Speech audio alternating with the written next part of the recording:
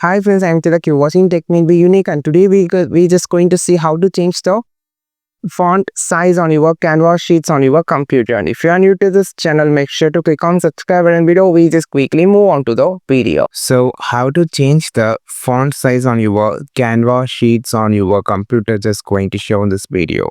So click the cell, you just need to increase the size of the font. For an example, if I just need to have a lot of the more text, just select the tracking or click on the cell. Then you have this option on the top called increase font. You can just click on the plus symbol to increase the font. So if I just need a bigger text like 100, so instead of clicking this plus symbol, just type the number you just needed. For an example, just go with 75.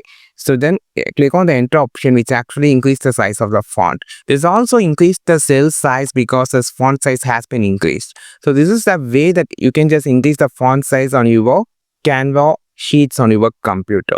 I think this video helped you a lot. Like this video, share this video, subscribe this channel. We will meet our next video with your super valuable content. This is Tilak signing off from Tech May Be Unique. Have a wonderful day.